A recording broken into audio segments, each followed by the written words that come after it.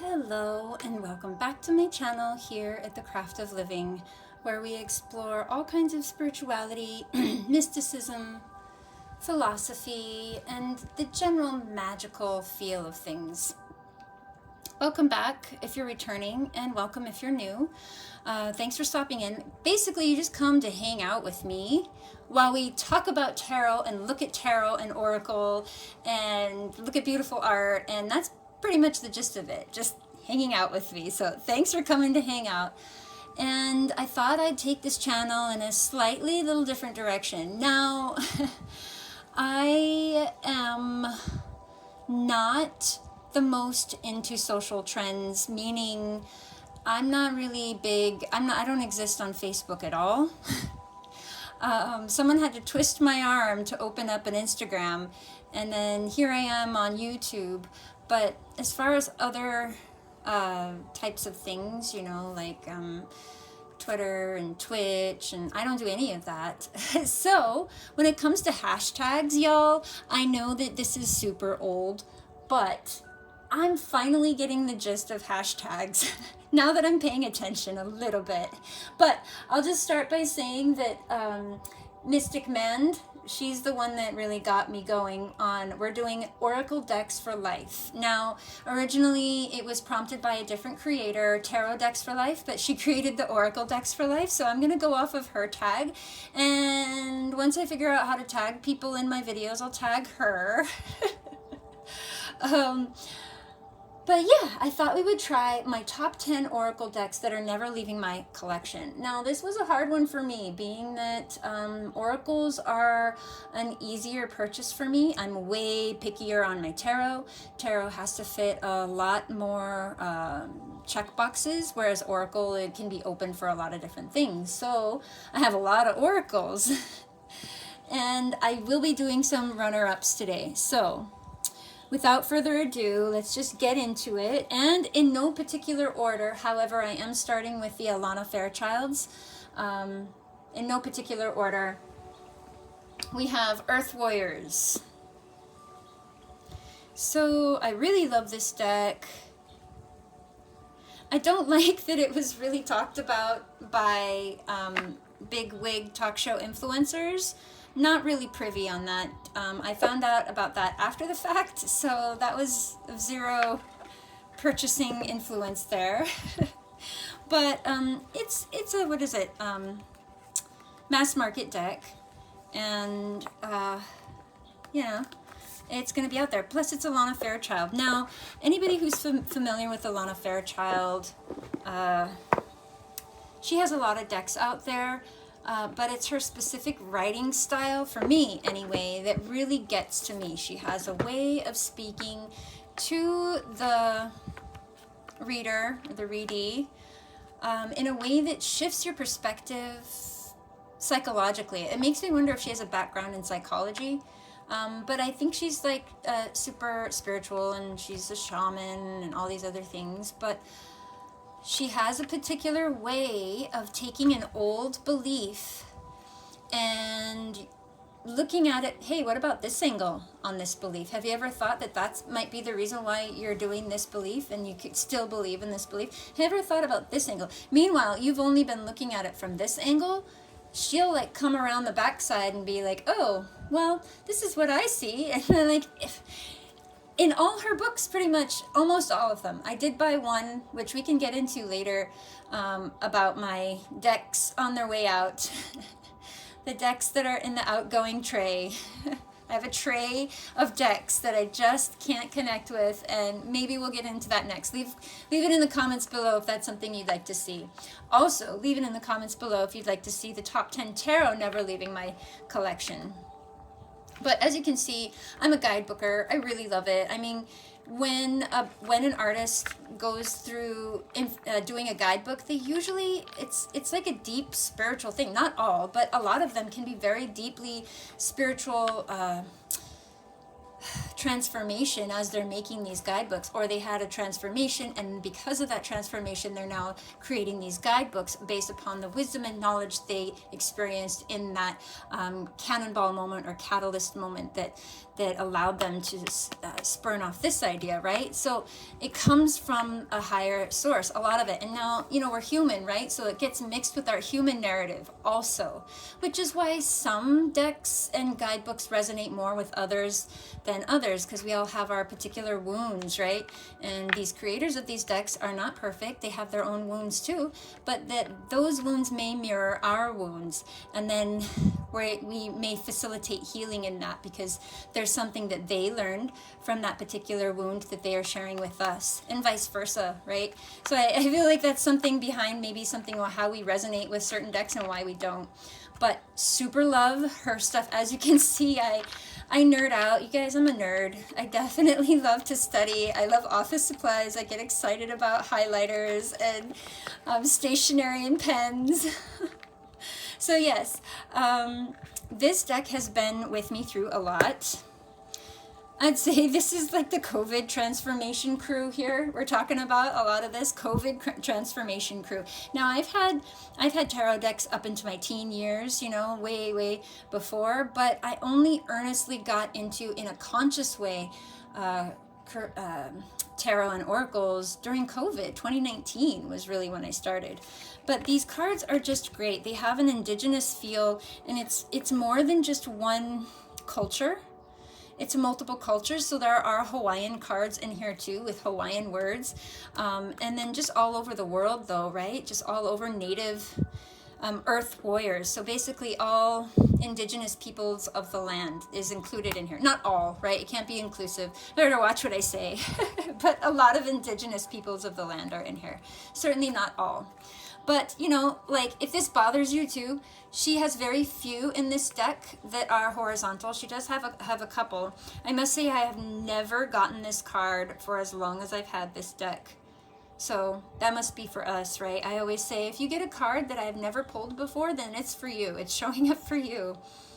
But, you know, I do like that about this deck. Let's just go ahead and take a flip through. It's just really gorgeous, you know? Really inspirational. I was really able to connect. This guy talks about food and the kind of habits we get around food. And, you know, this card is super bent. I'm so sad it got super bent. Oh! And I'm so careful with my decks. That being said, did I all tell you a story of when I went to go clean my cards and I put them in this letter carrier holder and I put them out on the lawn and to get sun? I had put a cloth over it, you know, put a cloth over it to get some sun. Oh, I just love this. The lion card. If there's a lion card in any deck, I have to resonate with it. But getting back to my story, I put my cards out on my lawn so they could get some sun, because we have some strong sun here. And I was only going to leave it out there for an hour, and guess what happened, y'all? I forgot. I left it out there. The sprinklers came on. And I didn't even remember until the sprinklers were halfway done. So these cards got drenched, and I'd say it's withstanding really well for them getting wet. I mean, that says something about the cardstock, and I'll tell you which other ones got stuck out there too when I come up in the list. But, you know, I mean, aren't they just gorgeous? I mean, I know that sometimes these can be a bit much, getting very busy like this, and all these different colors can be overwhelming. But then you just start getting into the message, and then the story behind the card, and then the meaning. Like, there's a hummingbird here, it looks like, or some kind of bird, and then another bird there. She's going to talk about that, and so I just really like that. Gorgeous, vivid colors. I'm a sucker for vivid colors. See, here's another horizontal one. And then this one was a misprint. It's on the card. It's spelled H-I-A-K-A, which would sound out Hiaka. It's not correct. It should be Hi'iaka. Hi'iaka. So it should be H-I, the Okina or apostrophe, and then another I, and then A-K-A. So it should be Hi'iaka. So I just made my own correction there. I mean, it's Hawaiian word, so I wouldn't expect it to be absolutely perfect. There are typos. People do check it, but stuff happens, right? But Hi'iaka, and then they talk about this, and the owl, and the pueo, and look, she's wearing sunrise shells, and we got the twin volcanoes there. So just super cool stuff, you know?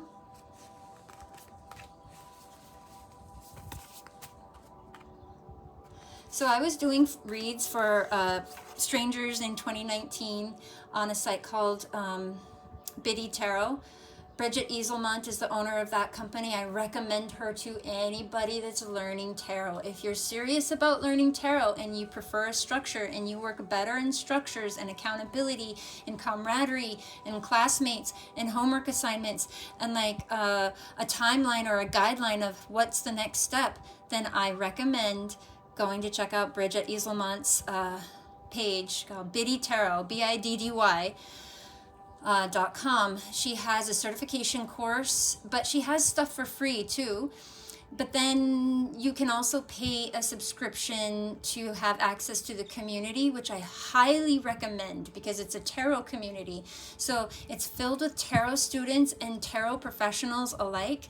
And you can always go on the feed, similar to Facebook, and ask questions like, oh, I got the Ten of Swords in reverse, but it's supposed to be positively aspected. How am I supposed to interpret this? Or lots of people put vague questions that they got stumped on, that their clients asked them, that they didn't know how to answer. So when I say vague, I mean they don't disclose personal information.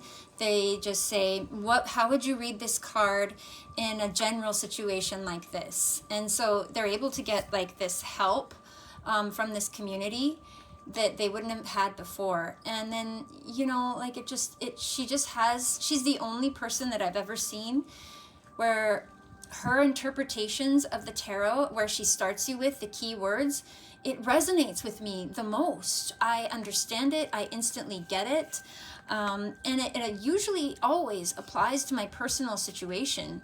I'm able to have it make sense, if that makes sense. Like in the past, I would get these tarot decks, you know, as a teenager, and you go look at the little white book to go ahead and make sense of your read to the question that you asked, and it doesn't answer anything because it doesn't apply. It's like, oh, you're being insanely jealous about this, and you're like, what? Wait a minute, this isn't even about, like, this has nothing to do with what, or it's like, it answers, I don't even know. It says, oh, you're destined to break up with your partner, or you're destined to fall in love, or it had some definitive, like, defining thing in those little white books, and like it's too specific. Like that's not what's going on in my life. I mean, that's not the question I asked. So I always struggled with that, and I will say that is one of the things that had really hindered me from wanting to learn tarot, because it just felt like nothing, I could never get anything to apply to me. And it wasn't until I found Bridget Yisel, or Biddy Tarot, and started using her definitions to make sense of what I was getting in the cards to actually apply, and I could make sense. And now I was getting somewhere. It was like a trusted friend was saying, hey girl, why are you doubting yourself? That's just an old habit. Why don't we try something else instead? Like, what's wrong with that? Like, that was the best type of connection I could have gotten. And I just really recommend her to the moon and back. I didn't stay on for certification. My logical brain couldn't quantify that, because usually certification doesn't really mean a lot to certain establishments. It was more for something that I would do for myself if I wanted to get certified. But yes, all in all, I still recommend her site if you're ever interested. So there's more horizontal cards than I thought, and it's so strange how decks choose to communicate with you, because though you may have seen every single card, you still may have yet to draw certain cards for yourself in this deck. For example, here yet is another card I have never drawn for myself in any of my reads with this deck. Like, this deck only wants to communicate with me in this way, perhaps because I am in this phase of a lesson right now. We're still in the same lesson. We haven't shifted content yet. So I just think it's so beautiful. Also, to get reminded of, you know, these different images. And the colors, I'm a sucker for pastels. I really do love pastels a lot. I do love the cute stuff, cute stuff. I hope this twisty-turny doesn't bother anybody. I can't be that on top of it to like turn every single card in my deck before I come on. I'm so sorry. Alakoa. See, there's another Hawaiian one. See, I just love this deck. All right, we don't have to go that slow through the next decks, but we'll pick up the pace. I'm just kind of getting a feel for it, but let's move it. Let's pick up the pace. Guidebook's very thorough. I didn't really talk about it much, but she has a short synopsis of the picture on the card. She talks about a short little thing when you're doing in the reading, and then spiritual guidance, and it's way more in depth. It's always the spiritual guidance that I get a lot from, but you can also get a lot from the short little paragraph she provides for when you're doing a reading.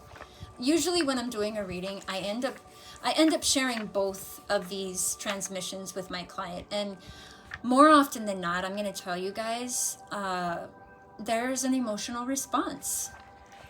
Her words are touching, and sometimes it's words that we haven't told ourselves in years. So again, here we go. Sacred Rebels, I will never get rid of. This deck is exquisite. I love this deck. Again. Another one that, like, the way that it speaks to you, you just remember it. Like this one, every journey starts with a single step, and it's this person in like this vortex with their suitcase, and like I have memories attached to this one. You know, like there's so much what is already with you. Spirals of manifestation, when it feels like you're stuck and you're just repeating the same thing over and over again. You're not, you're just in a different location of the spiral. Like, just exquisite artwork. I can't wait to get into it. Similar fashion as the other one. She just goes into the actual interpretation here, and then the healing process. So this is something that you would say, or you would affirm, or you would journal, or you would place your hand on your heart and declare, or you would go and take a bath and do these things. It's kind of like homework for you, which I kind of like. But love this deck a lot. Release the dark wound and let love live. Like, this one is a really good one too. She just goes really deep into that. Like, what is a dark wound, and how does, it's almost like when you were wounded a long time ago and you had a certain reaction to that wound. And then now when you get wounded like that as an adult, you still react the same way, even though there could be a different, better response that you could have, but you still do that. And it's like, until you bring consciousness to it, you can't change that response, right? So you need to understand, like, where it all came from. Not for blame, not for the purpose of blame. Focus on the light. So also, really cool fact, tidbit, did you know that sunflowers always follow the light? So their little heads move as the sun goes across the sky. Isn't that cool? Also, I'm a kind of sucker for sacred geometry when there is like the flower of life or Sri Yantras. I really like that kind of stuff. Every journey starts with a single step, see?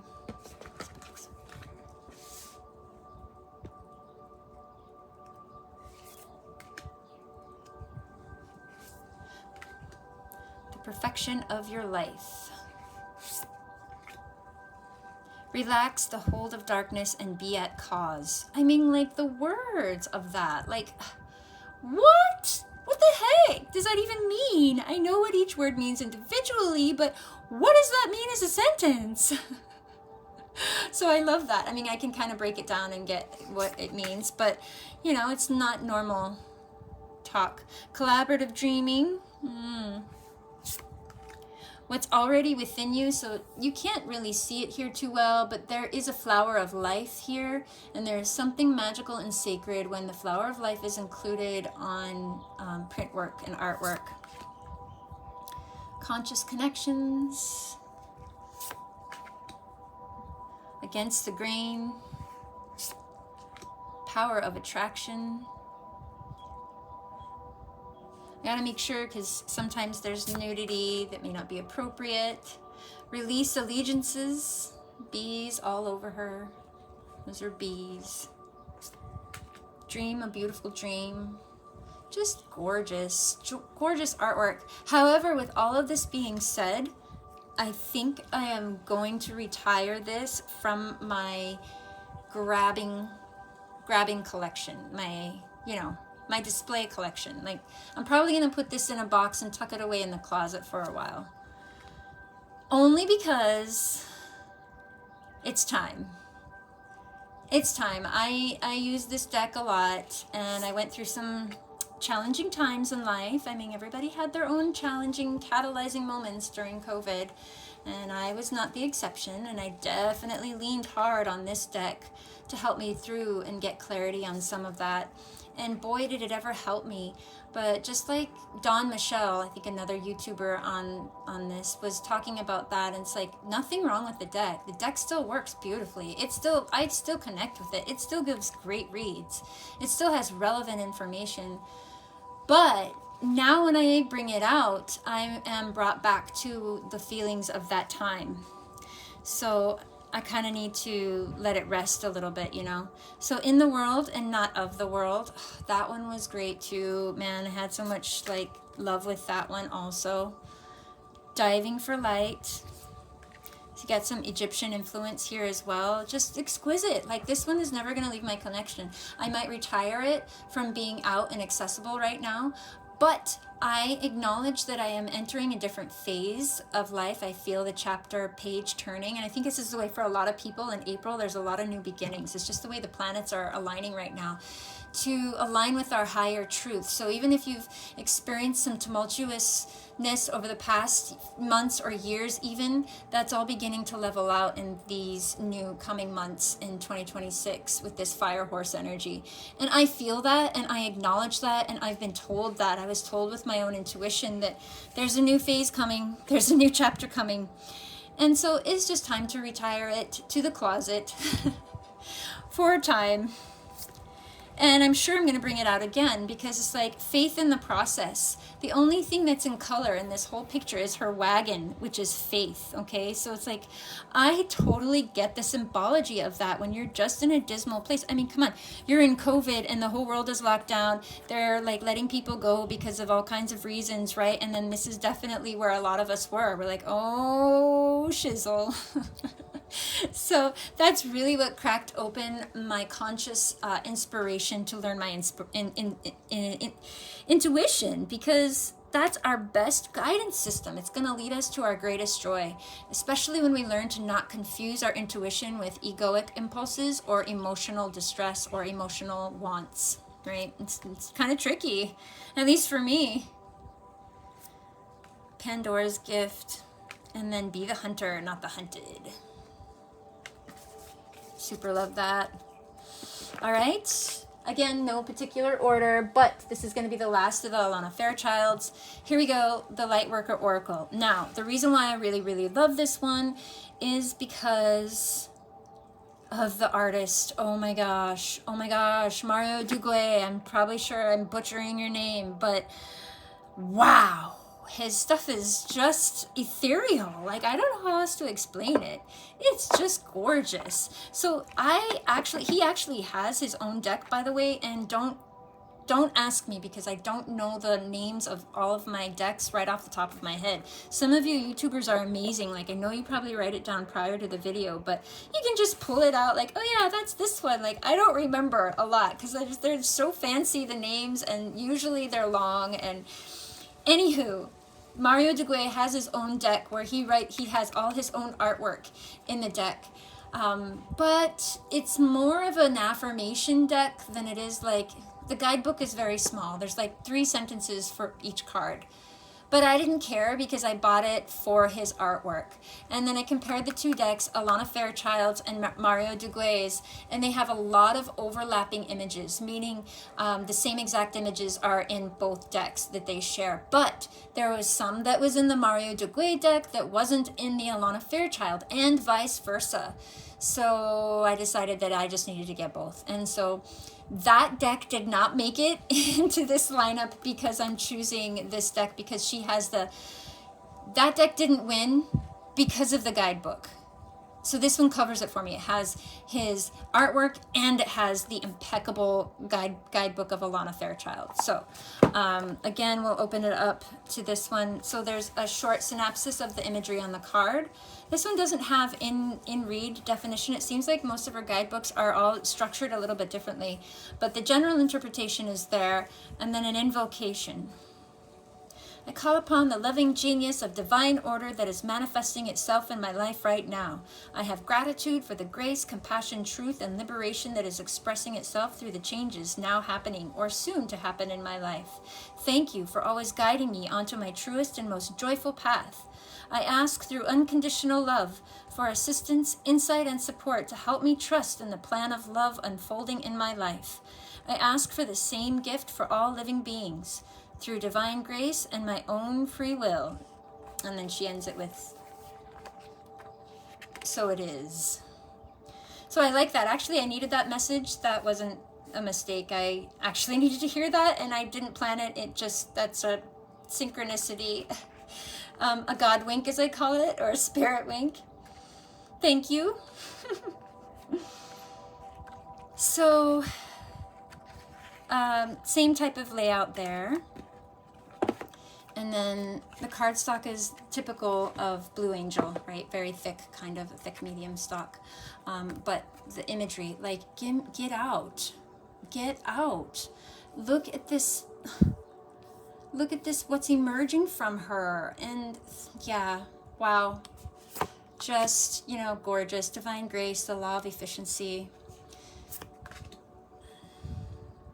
The rainbow bridge. Reassurance of the golden light. I love working with the golden light. It's so yummy feeling. Fifth ray of intellectual knowledge. So then there's like this verbiage like fifth ray, and what was that other one? Third ray. I don't know what any of that is, quite frankly, and I haven't taken the time to look into what are all these rays exactly. But my other teacher, Sonia Choquette, also does refer to rays when she's talking to her guides in some fashion. I forgot how she mentions it, but she talks about them too. 1111, messages in the numbers. Just gorgeous, you know. We're just going to pick up the pace just a bit. Like, come on. Orbs of light, which is something that I have seen since I've been a little girl. To this day, I still see orbs. I know that they are energy orbs and souls, but I just don't know what I'm supposed to do with it. So just having fun playing with it for now. But like how he captured this bubble and the light, whenever he does light, it's just gorgeous.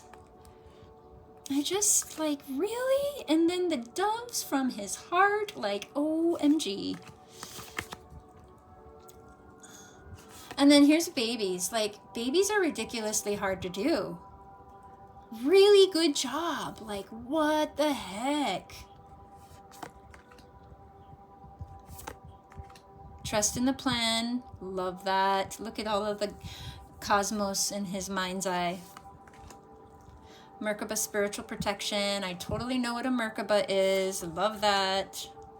Initiation by water. Oh, this one was my favorite one. This was the reason why I bought the deck, because I love to imagine this.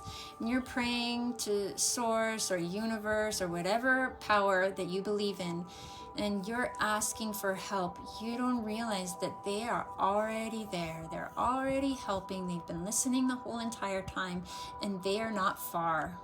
I used to think that it would be like angels would be up in heaven playing their harp, there for moral support and to look pretty, but not really there to help you with the practical things like, oh, I need to pay my bills, and oh my God, I lost my keys, and where'd my dog go? He's lost in the neighborhood, and you know, things from what I would call mundane human type of experiences. I mean, look at this child's face in the background there. Are you kidding? Earth healing. I had to get this deck. So yeah.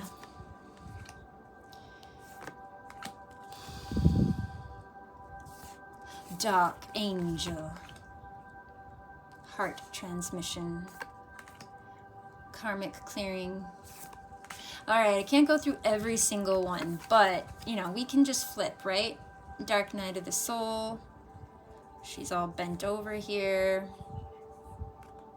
Just so much, so much. An invitation to connect.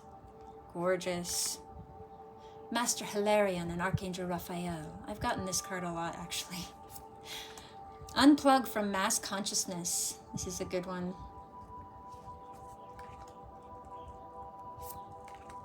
Paradigm shift was also another good one. Oh, here's seventh ray of ritual, order, and ceremony. Nope, sorry. That's I don't know if I can get in trouble for that, but anyway. It's not for kids. It's not for little ones. Seventh ray of ritual, order, and ceremony. Yeah, cool. So that's that one. All right, now this next one, we're gonna bust it open. We're gonna bust open the gates with this massive, massive behemoth deck. Lemurian Starchild Oracle.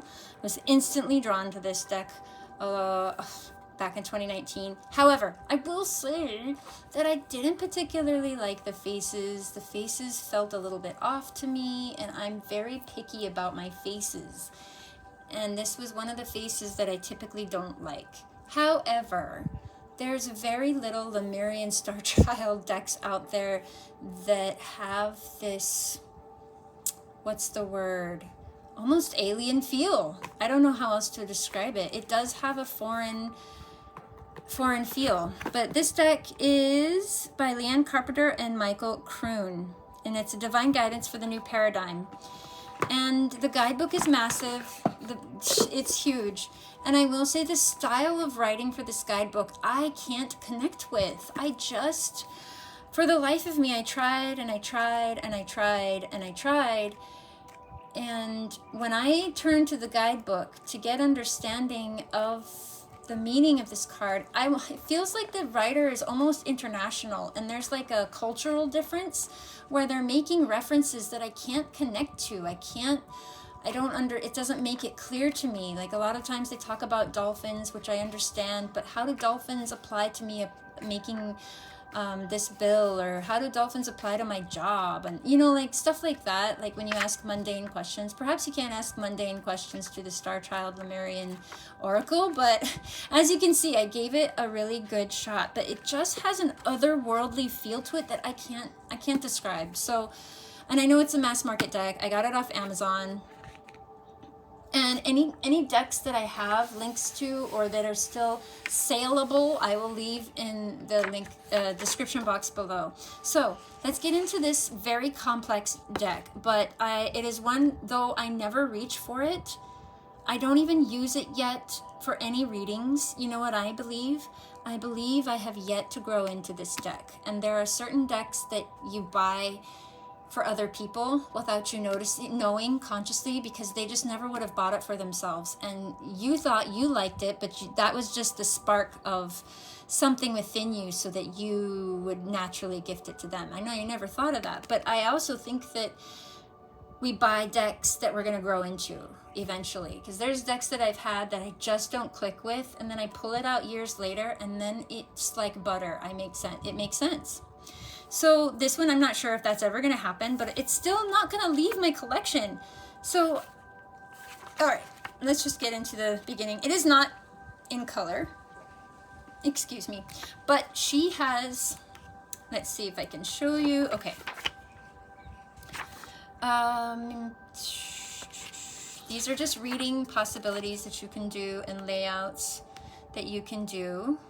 But I'm trying to get the breakdown of, oh yeah, and this looks like a mitochondria, or is this a DNA strand? Is this a DNA strand? I think this is a DNA strand, or not the strand, but something to do with DNA. Somebody that has knowledge of science, tell me, please. Okay. So these are her different sections of decks here.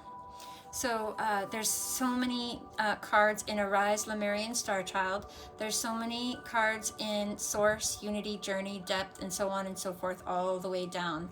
She has Children of Lemuria, which is, I don't know how many cards that consists of, but this is all her breakout over here. Or their breakout, I should say. So then she goes into receiving light through this deck, your light family constellation, the Lemurian Starchild and you. How can you use this card deck? Healing sacred wounds. I've seen, let's see, the Nordic Light Tarot. I really like her reading. She does such a good job. Shout out to you, Nordic Light. She's doing such a great job. But she uses this deck. And that is probably what drew me to her channel, because I was like, ooh, let me see how somebody else uses it. And she totally just uses it like an oracle. She's not a guidebook girl anyway, from what I can tell. So we're kind of different in that sense. But continuing on, so they give different layouts that you can do, and so then they go into the description. So this is the first section, Arise Lemurian Starchild. This has Arise card. So this is, they talk about the introduction, numerology, Arise, and then this is the Arise card. They talk about keywords here, and they give you a quote, and then they go into the story and explanation of the card. They give you a meditation, they give you another quote, and this is kind of like the guided meditation. I guess these are like pauses you're supposed to be doing between each paragraph. And then they give you an affirmation. I am surrendering to love. I am free. So it is quite in depth. This book is a honker. And there's a color-coded thing on the back, which if you're into complicated decks and you don't really care for the simplicity of the pip decks and stuff like that, then this might be your deck, especially if you're into Starchild or astrological sort of star children idea, or even ancient civilization like Lemuria. But yeah, I like that. Lemuria, children of Lemuria. So it looks like there's Blue Ray Being, Dolphin Baby, Indigo Child, Earth Angel, Rainbow Child, Crystal Child, and Star Children. So then she describes each one of those types of children of Lemuria. And a whole bunch of other stuff. But let's get into the artwork, because really that's why I love this card. Despite my resistance to the style of face, gorgeous. I love the backs. They do feel a little Hawaii to me, almost like Pele energy. And I don't know why, but I just feel like it's mitochondria or DNA, like on the sides here, if you can see. I think it's DNA. I'm pretty sure it's DNA.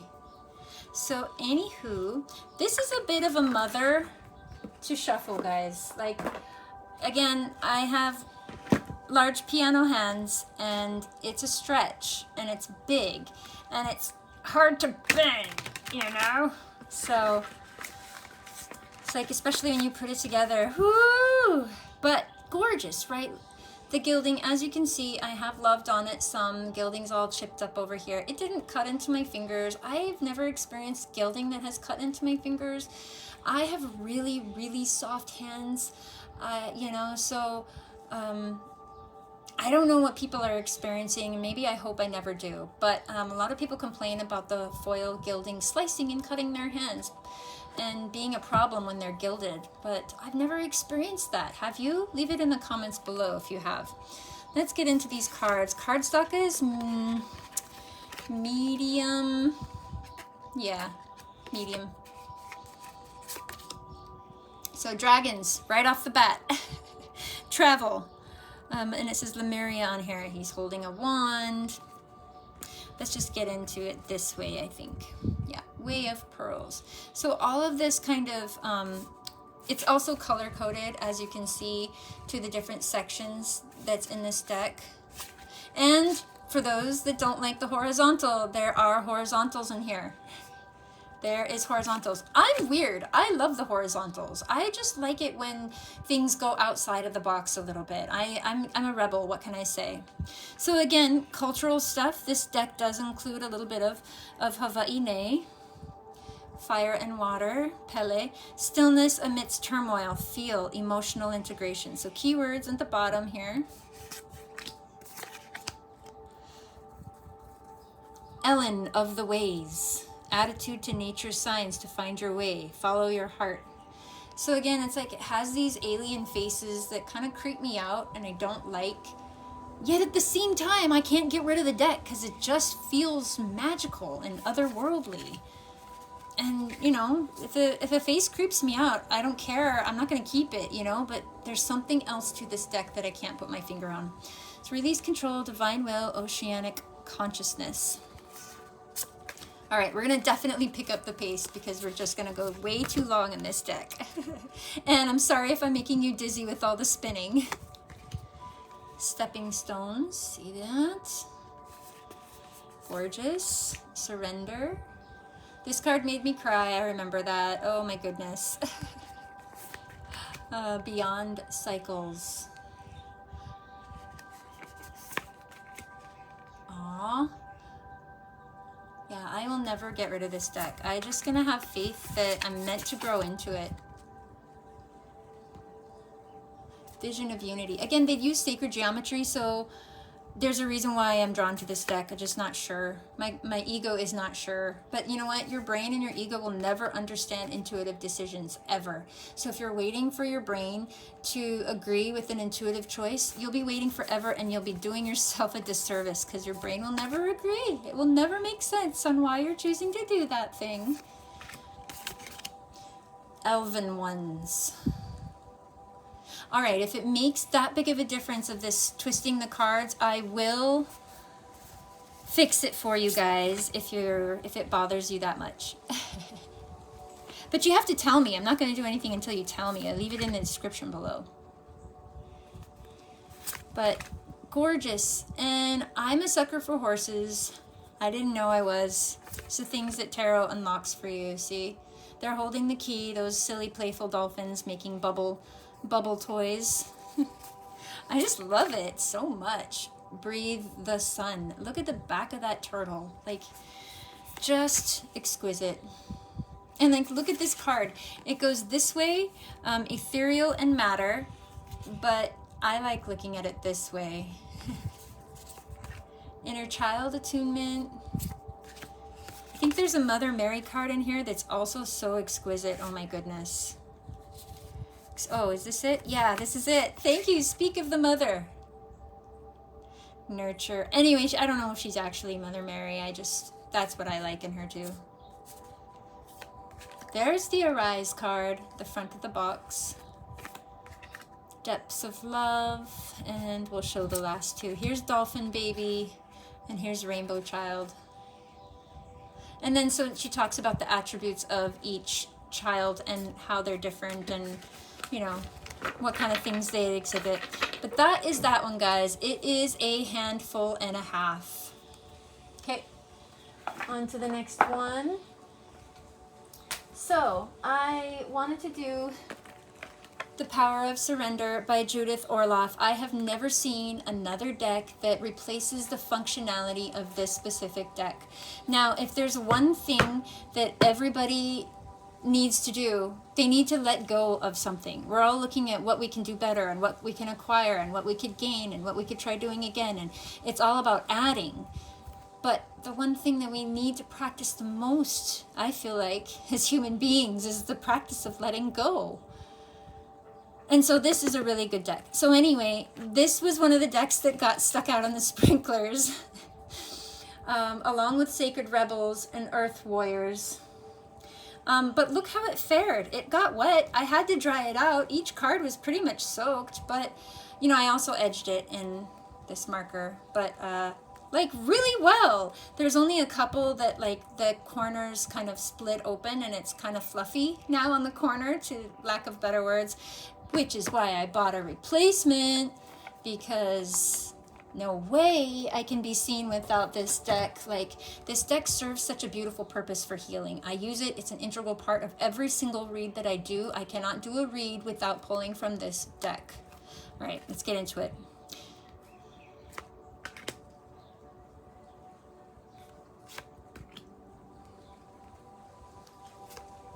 Surrender to divine timing.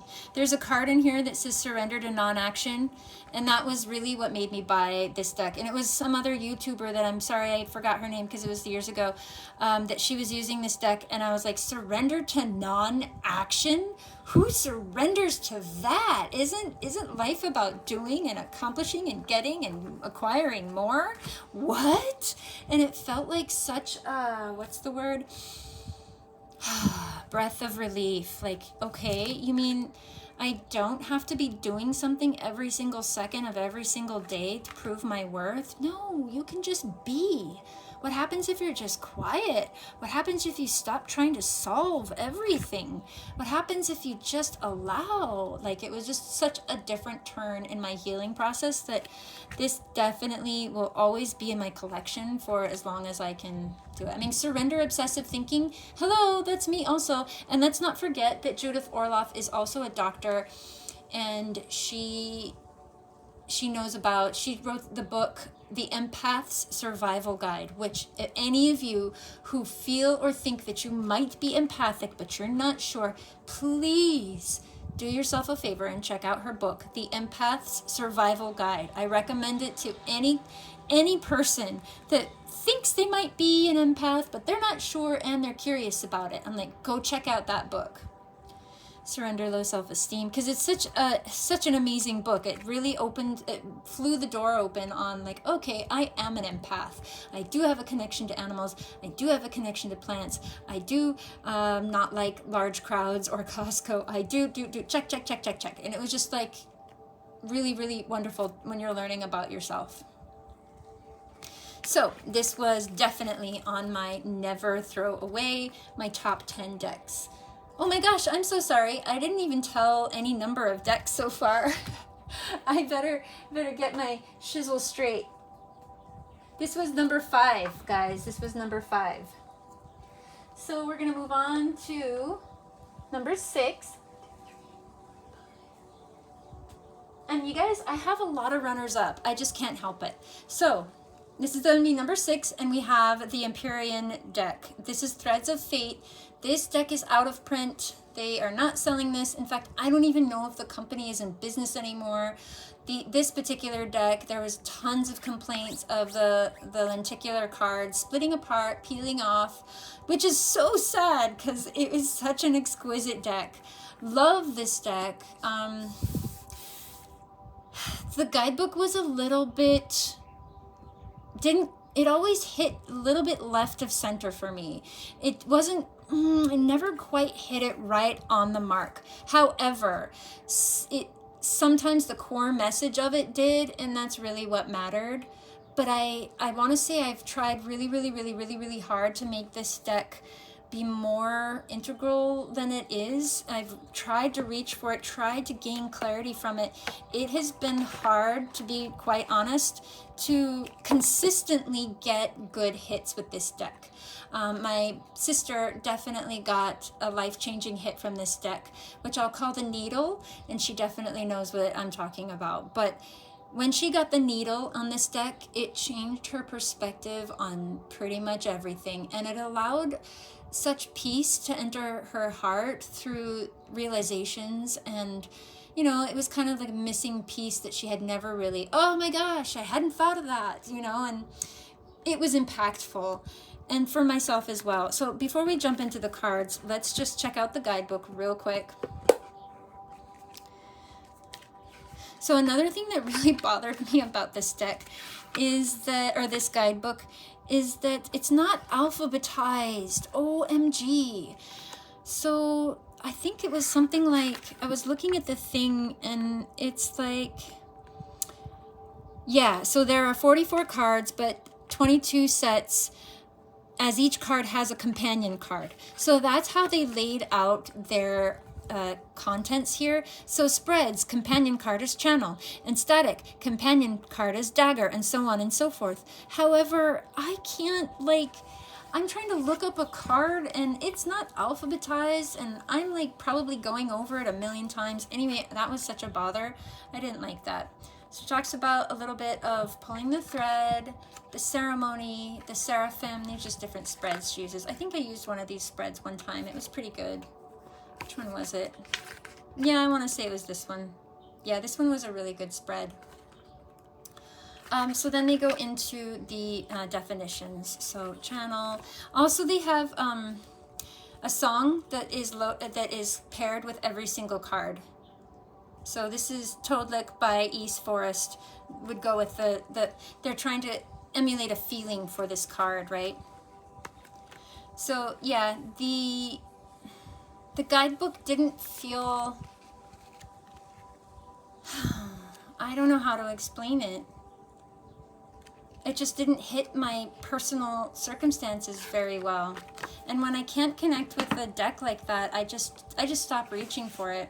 So I tried really hard. And, you know, my ego was like, don't use this deck. It's a lenticular deck. You know, you gotta save it. So what does that even say? Breathe. Has this cherub holding up the world. Breathe. Gorgeous thread. So there's a skull here on the bottom. Yeah, you can see it there where the thing goes through.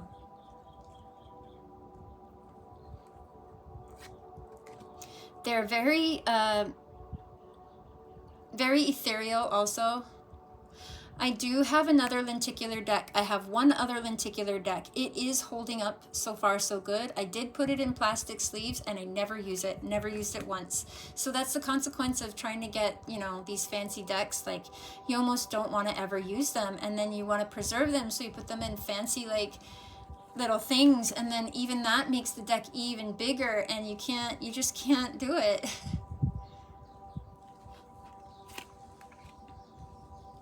So it's just a really gorgeous deck. Now, I have had it in circulation for a while. I really love it. I'm going to pull this from circulation now because finally the backs of them have started to lift. And they glue very nicely. I'll just say that. So I have gone through the whole entire deck to see what is lifting. And I made a little pile and I just started gluing the edges back together again. I only had like 5 or 6 that needed a re-glue, but look how beautiful. Oh my goodness, this is like the pastel planet with the lion here. Wow. Yeah, anywho, just gorgeous work. I am so happy that they did this. I'm so happy they decided to go ahead with this. I mean, look at this chaos card. He's blindfolded and, yep, things are not very clear. Cloak.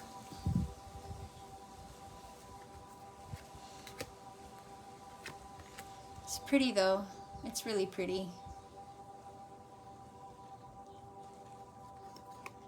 Haze. So cool. And channel. This was the one that I just fixed. So when I say fixed, let me see if I can show you. All right, so this bottom corner, the foil was lifting up. Now I looked on this side to see if the picture changes when the back lifts off. It stays the same. You can just kind of see through it a little bit more. But I mean, it did a pretty good job at getting this corner because it was lifted up all the way to here. You could see I trapped some hair in there. But it looks pretty good. I also got the edges again because the edges were lifting and it looks pretty all right. So I'm probably going to retire this deck now. It was fun, but I don't connect with it how I want to connect with it. So also whenever you shuffle this deck, for me, I always shuffled sideways because if not, you'll go against the lenticular and make it harder. So again, it's also challenging to shuffle, and yeah, it'll probably just go next to my other tarot lenticular deck, which is also exquisite, by the way. Like I said, if you want to see my top 10 tarot, please leave a comment in the description below, because otherwise I feel like I'm just talking to nobody. All right, so that was number 6, because I'm not really counting. 1, 2, 3, 4, 5, 6. Okay, 6. All right, here we go into 7, which is The Gateway of Light Activation by Kyle Gray. I have to say that I like Kyle Gray's decks. However, I don't typically like the artist he has chosen. A lot of his angel decks tends to have that one particular artist, and again, that face thing, I don't resonate with the face. Like, I'm sure it's really great artwork and other people resonate, and I'm glad, but that's just not my style.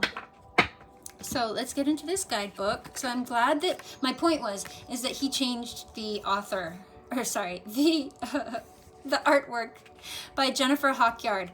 Love her art. Oh my gosh. Okay, her art is so amazing. I feel like they're portals on the card, and I love it when it feels like a portal on the card. All right, so he talks about how to use your Gateway of Light Activation Oracle. You have activations, gateways, chakras, spiritual retreats, light beings, light codes, upgrades, and downloads. Working with the cards. To be honest, I don't usually read the beginning of the guidebooks. Do you guys read your guidebooks from beginning to end, every single one? There's certain ones that I do, and then there's certain ones that I don't. Like Tarot of the Witch's Garden, I am reading from beginning to end. The Star Tarot, I read that from the beginning to end. It's highlighted like crazy. I think there's the Bee Tarot, also by Llewellyn. Yeah, so I will look into those guidebooks heavily, but these ones, like, I don't really look, I don't read the beginnings very often. Activation prayer to bond with your deck. I haven't needed that with this deck at all. Conducting oracle reads, reading for yourself, reading to another person. Anyway, it's kind of a long intro where he does spreads, but he has keywords.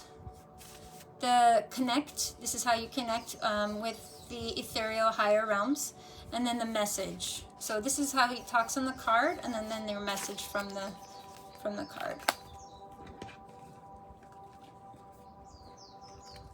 Cardstock, nice and medium, not too much. Pretty good. Halls of Amenti Initiation. I don't know any other deck that knows even what the Halls of Amenti is. Crown Chakra Upgrade. Look at that Dove of Peace. Gorgeous. Okay, I'm going to flip it. All right, Solar Light Upgrade. Gaia Gateway Activation. Like, look at that gorgeous earth with the rainbow. Oh dear. Venusian Galactic Council. Inner Earth.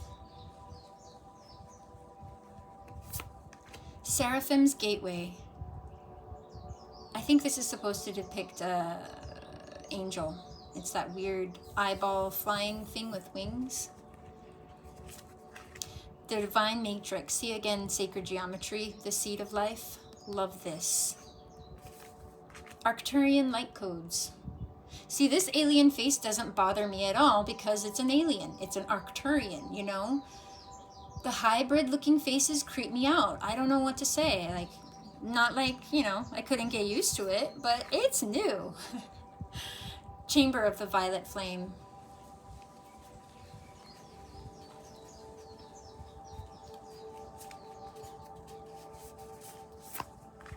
I Am Presence. Star Gathering. Sacred Inner Space. There's a lotus unfolding right in the center. Orion Activation. Temple of Truth.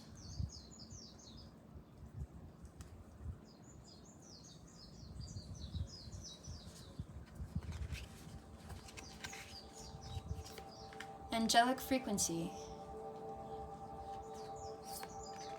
Order of Melchizedek. And then that's another thing, like, I was familiar with Melchizedek. I had that book that he wrote and, you know, read over it here and there. So it was a name that I was familiar with. So I instantly clicked with this deck. Soul Star Activation, I believe that's Horus. And there's a Merkaba right there. Like, I already knew all of this stuff. It really resonated with me. And Sirius Star Blessings. I will never get rid of this Oracle deck. It is gorgeous. And I have to say that the messages resonated. Whenever I was going through a transformation, it had a transformation card. And whenever I was, you know, it really matched. It just matched. And that blows my mind because it is such an ethereal deck. So, there's that one. All right. That was number 7. We're getting down to the wire here. I am going to bring in a new one. I just got it. Celestial Guidance by Yisel Abuela. Yes, it has made the list because of the feel of this deck. And another transition recently, as we're going into this new phase of this, you know, horse, this deck has also been an integral part of that turning. And really, it's been hitting right on. Now, I believe the artist uses a combination of her own input and AI. Now, has that affected my reads in any negative way? No, it has not. Has it affected my ability to connect with the deck? This particular deck, no, it has not. So she does include a little guidebook. She says this is her first Oracle deck. I do believe she still has it for sale on Etsy. She is working on her next deck with some improvements, because I already spoke about some of the critiques I had, which are very small, mostly to do with her guidebook and the light resolution on the cards. But she has an open introduction there, and her guidebook is in color. However, as you can see, I've kind of like wrote down the names of the cards because it doesn't show it here in the guidebook, but there is a word banner on the bottom of the card with one simple keyword, and that's missing from the guidebook. And the guidebook also is not alphabetized or organized in any shape or form. So to you organized perfectionist freaks out there, that's going to bother you to no end. So it goes straight into the depiction of what the cards mean. And then she talks a little bit about some of her own beliefs back here, soul journal prompts, affirmations for activations, collective blessings, navigating a spiritual awakening. Anyway, she talks about a lot of different things back here. And it's a cute little guidebook, and I would say that the guidance that she gives in here is right on. So she has a channel transmission also, which is, you know, one of the reasons why I choose to read the author's guidebook to my client, because they have worked hard at getting some of these messages, and sometimes what I will say will hit and land a particular way, and what is said from an entirely different third person hits and land maybe at the bullseye, right? So that's that. Let's get into the cards. So I don't know for sure because I haven't been able to confirm this, but these feel and look like linen. I don't think that they are linen, how do they say that? Pressed? I don't think it's a linen pressed or embossed or a finish, linen finish. They call it a linen finish. I think it's an actual linen card. And my brother, who used to work in printing, did confirm that it is actually linen. It's gorgeous. It's so flexible. So for those of you who like stiff decks, this is not your deck. It's more, has the flexibility of a Llewellyn deck when they have their linen finish. It has this beautiful gilding that, again, doesn't cut. Like, I don't know who gets, like, I don't want to get cut, but like, anyway, gilding doesn't bother me at all. It's beautiful rainbow gilding. Card size is huge. I love that because I can see the image clearly. But gorgeous on the back. Again, she got me with the sacred geometry. It felt like this sacred geometry orb was lighting up my screen like a portal through time. Like, it was nuts. And her opening to her guidebook says something very similar. So it's like, if you were drawn to this oracle deck, then it was meant for you. But see, this deck, I was going through all kinds of tumultuous things in my career, and a lot of upset and unrest for a lot of unknown. And when I pulled, what do I need to focus on today that is in my highest good and greatest joy? I got anchor, stabilize in your soul's wisdom. And I just saw these beams of light coming down into the earth, and also at the same time connecting to Father Sky, Mother Earth, and just feeling that balance somewhere in the middle. Like, I'm even getting chicken skin now as I'm talking about it. It was so integral to helping me through that time. So just exquisite work. So I just want to get into a little bit more awaken. Yeah, and I was just like, oh, I wish you could turn up the light illumination, yeah, on these cards. Like, so cute. This is looking at her when she was a little girl herself. Unveil. Soften. also like it when the decks are diverse, but to be quite honest, quite honest, guys, I don't notice stuff like that. I have to actually focus on skin color to recognize if it's diverse or not. I just see people. You know, I just see people. I just see people. So it's like, oh, I need to find out if this deck is diverse. Okay, let's focus on skin color. And I really actually don't like that. So I'm just going to go back to focusing on people. The people in this deck are very relatable. How about that? Never mind the skin color, more division, focus on division stuff. Like, how about, like, can we connect with the beautiful soul in this card? And I love that. I love it when I can connect with the beautiful souls in the card.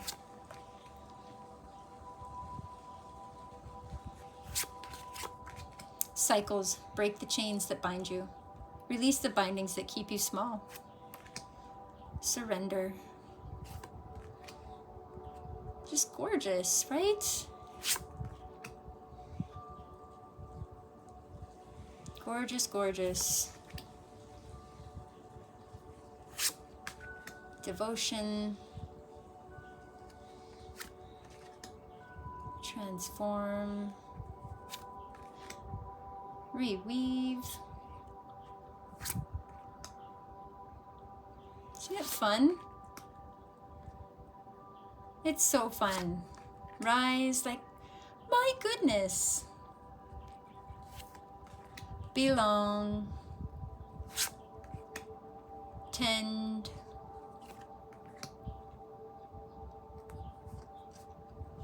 I'm gonna say I don't usually see Asian guys in the deck, so it was nice to see that. I know I just said that I don't notice, but my husband's Asian, so I'm gonna notice that.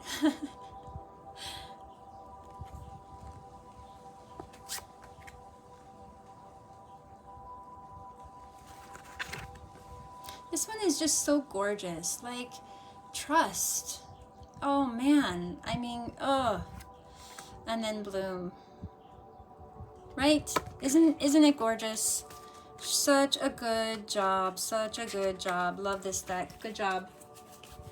All right. So that was, I have to count every time. 8. That was number 8. 8. Okay. We're going to move on to number 9. Number 9 is going to be the Spirit Animal Oracle. Okay, and let's just get into for a hot second, like, how we choose Oracle decks. And I know there can be like a whole hashtag thing on this, like my soul deck and which one is my, how did I connect to it and what was my why behind the purchase. And we could really get into it. Let me know if you want me to go that route too, but again, in the comments below. I did not want to get this deck. I'm like, it's so silly. Why do they have to put crowns and jewels on all the animals? Why can't it just be the animals? Why does it have to be bedazzled? I don't want a bedazzled animal. Can I just have a beautiful animal in nature looking at whatever it's supposed to be looking at? You know, like, why? Ugh. But somehow I ended up getting the deck, okay? And that's just how things happen a lot of the time. And as you can see, it's very loved. This deck hits hard and to the heart of just about everything. And I like a lot of her decks. I don't like all of her decks. I do like her work though. And in this book, it just really hit hard. Like the wombat, I was in a stage, you know, during COVID where you're in that floating stage. Maybe you don't have, your old career is gone and you don't know what your new career is. And it was like, wombat, you can hang up your identity and be at home for a while you decide. And I'm like, what? And it was like, it's such a great gift to hang up your identity and who you think you should be so you can discover who you are truly. And I'm like, what? And it just like threw me for a whole loop. So she has a quote over there that the card stands for, the Oracle message. It's pretty long. And then a protection message over there. She, I'm sure, has, you know, there we go, a contents there. And then does she do layouts and whatnot? No, no layouts, but typical guidebook.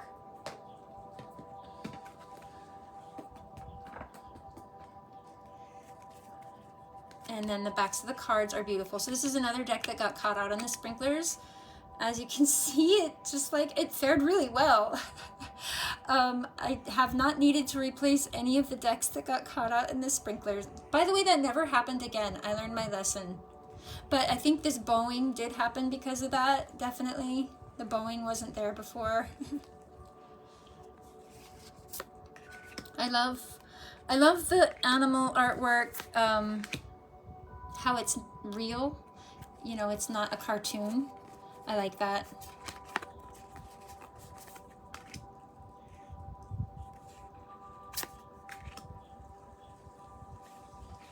This is my animal go-to deck, so if I'm going to offer animals to my clients, I will bring this deck, because this deck is going to bring them the animal that they need to see. And that did happen. I got a rhinoceros one time, and the client was like, oh my god, rhinoceros is my thing. So this deck really shows up.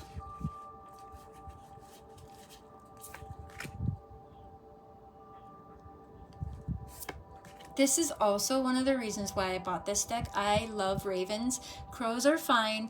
Ravens are part of my indigenous background. And I have never seen a white raven, but it goes along with my Native American stories that I was told as a child of how the raven brings the sun and how he turned black. They talk about, in my indigenous culture, they talk about how the raven was white until he was captured and he had to escape through the chimney, which made him black.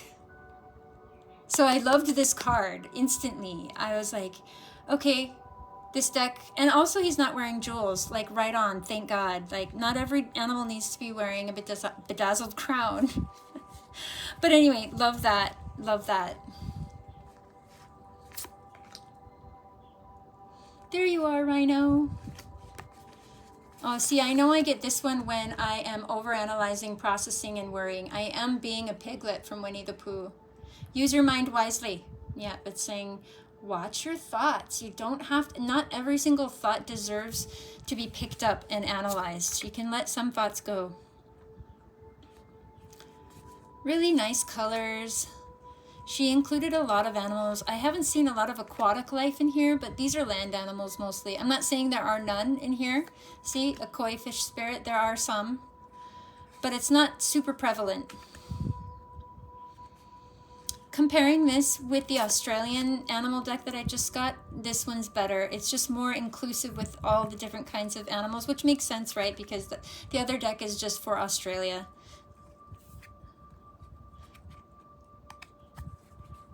This deck is seen kind of a lot, and I love it. See, it's all bent over here. I still love it.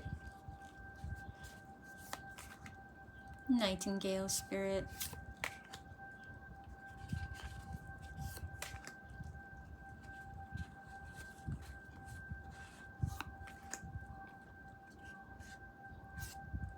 Sandpiper spirit comes up when you're being too serious and being too adulty and you're forgetting your inner child. So this deck holds such relevance for me, and believe it or not, I didn't associate negative memories with it, even though it was with me during the 2019 time period. So this deck will stay out. It's got a lot to say and a lot to share with me, and I will let it speak.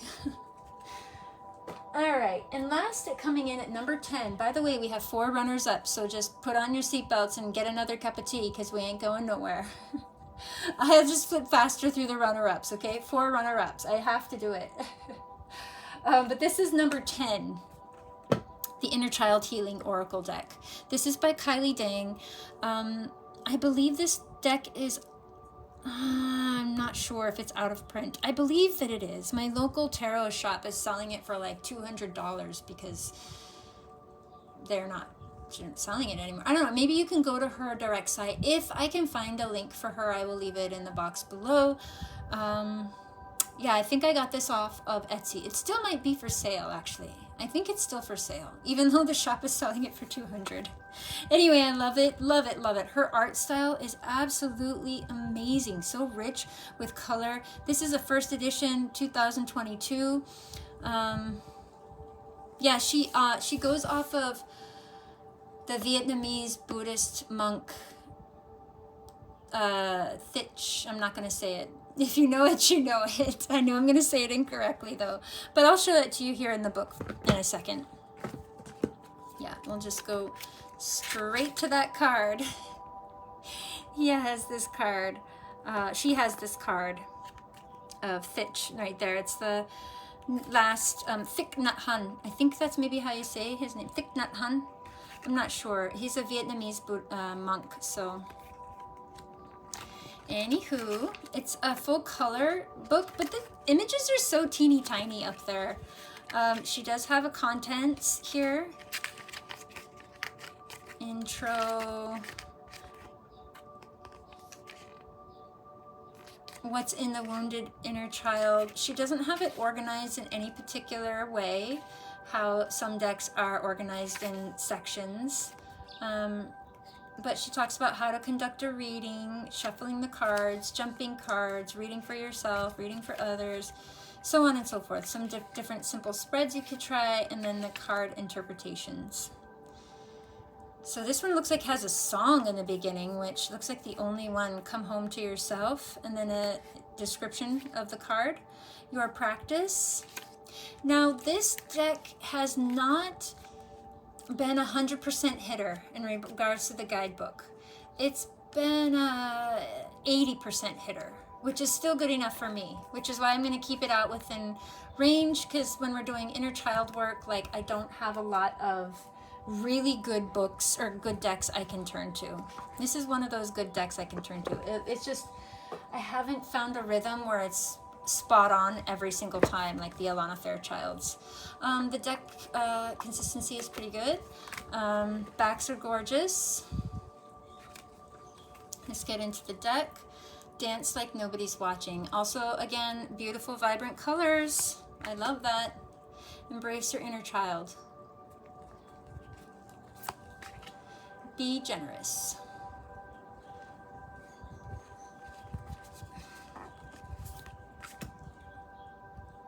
Feel your heart.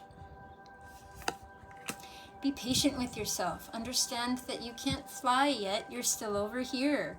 You're still over here. You're in certain phases. There's certain phases to life. Stop having those crazy egoic expectations of yourself.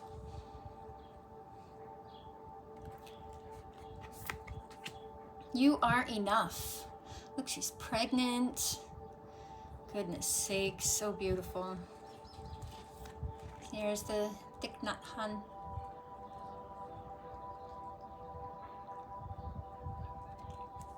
Beautiful. Exquisite. Listen to your intuition.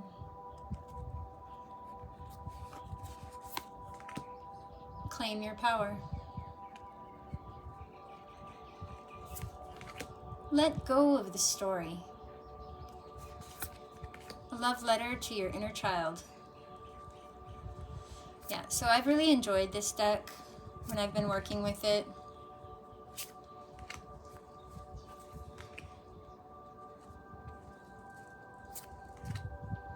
Open to feel love and commitment. Have tea with your shadow. My brother got this one. I think that's such a great message. Don't push him away. Learn to embrace him. Take off your masks. I definitely got this one because I'm a people pleaser. Set your intention. Breathe and sit with yourself. Really pretty, right? Couldn't pass it up. This will never leave my collection. Love it, love it, love it. All right. So that was number 10. Definitely not least. Now, here's some runner-ups. In the realm of otherworldly decks, I have the Pleiadian Oracle. This one was available for a little while on Amazon. This one is a runner-up, and it didn't make the top 10 because I don't ever use this. I never used it. I think I used it. I tried it. Of course, I try every single deck on reads. I wasn't able to connect with it, so I put it aside.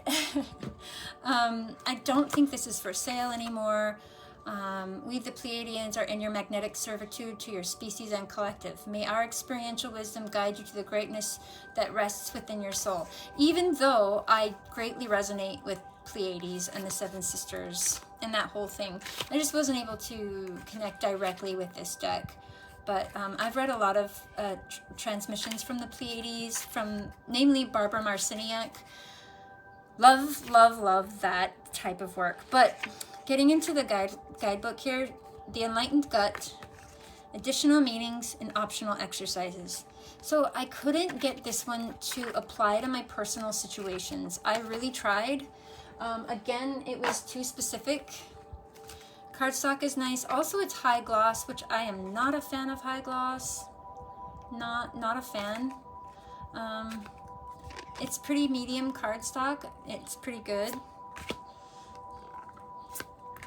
Sacred geometry. That's why it's just not leaving my collection, even though I love it. Like, look at how the light dances on the water, and the rainbows and the reflections, and like the light. It's so hard to emulate light in drawings, like, and the rainbow. I just loved it all. It's so gorgeous. Dreamtime. They're talking about the Pleiades constellation there, I believe. The Enlightened Gut. Like, how do you apply that to mundane questions? I don't know. Rooted Light. That one's good. Yeah. Star Family.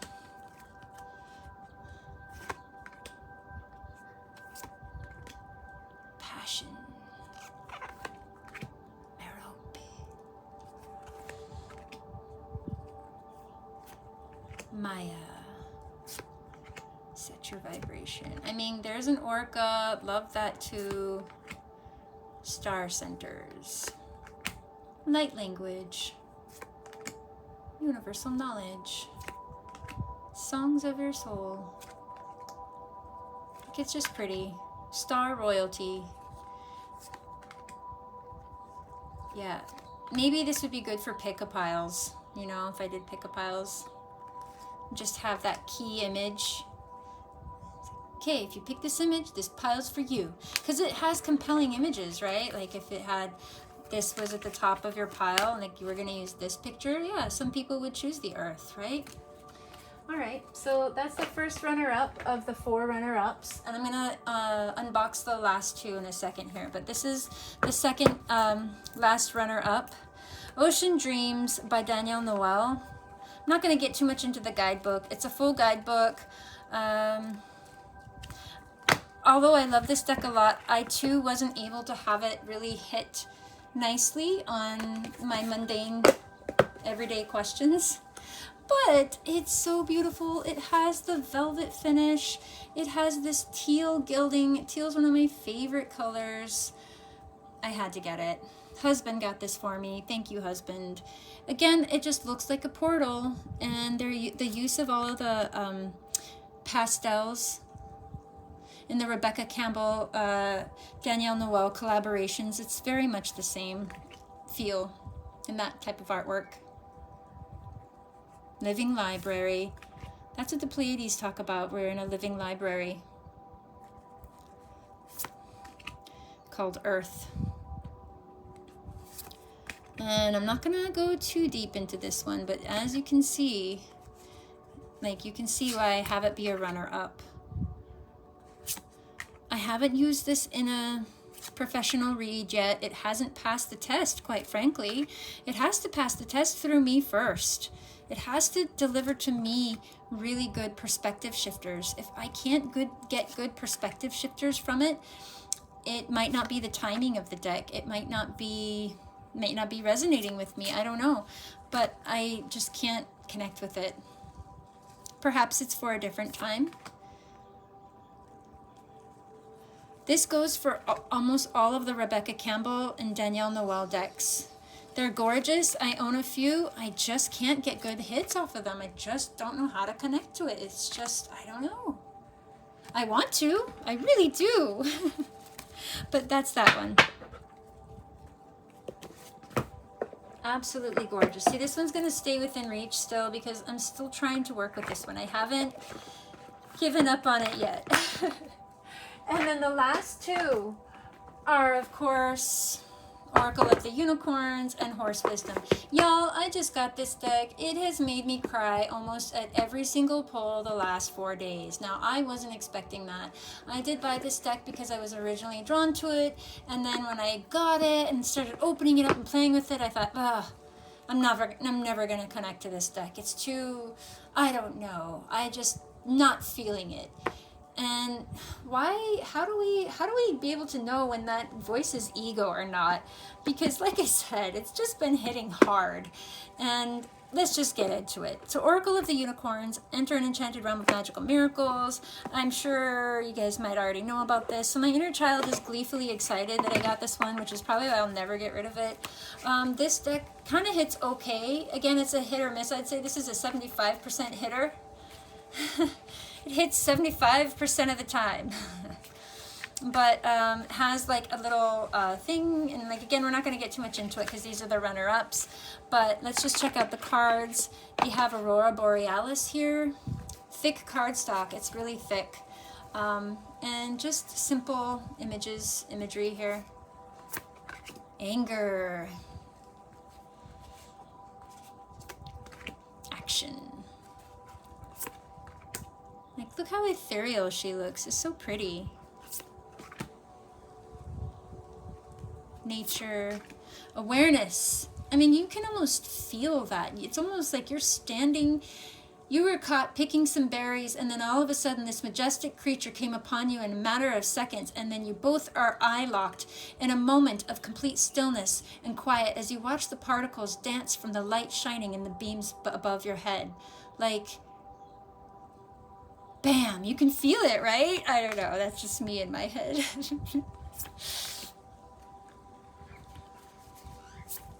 Absolutely fun. I mean, look at this one. Delight.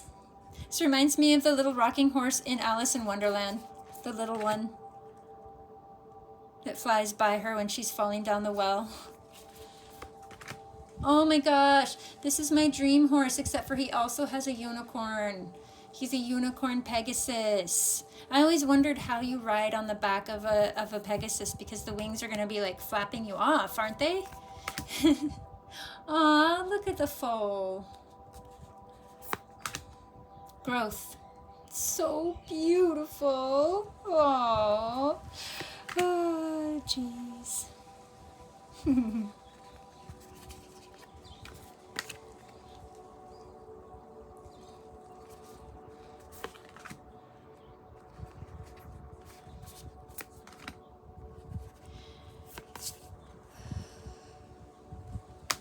Pretty, right? You can see why it's staying in my collection forever.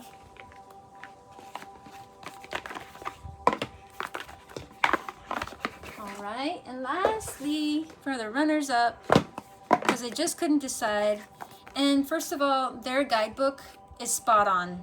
Every single reading, like I said, has made me cry. And like I said, I got this and I looked through it and I'm like, this isn't gonna hit right. This isn't gonna hit right. And every card I've drawn has hit right. Like one of them is the only vertical card in this deck, and I think it's called the Workhorse, or I forgot what it's called actually. But I got, oh, this one, History. It's actually not called Workhorse. It's called History. Boy, this one got me. It's like release the burdens of past conditioning as a workhorse. And basically, they describe how horses have been moldable throughout the years, doing humans' bidding and their will throughout the years, and how we too can be like that at times and be an over people pleaser, getting ourselves lost in the process. And it just really reminded me of Black Beauty, and that just really made me cry and emotional too. Like, are you gonna give your life away to society and the rest of the world and what you believe others' expectations are for your whole entire life, or are you gonna be a free little mare? Like so yeah, that one got me the other day. This deck, and I've heard a lot of people with reviews on this deck saying the guidebook is it's a clincher. So getting into the cards, thick cards, nice back. So they're all also, most of them are horizontal, just like I said, except for that one, right? History.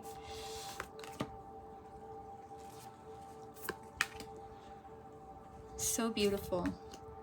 There's something about the eyes of the horses that when you look into them, you see everything you're meant to see. I don't know how else to explain it.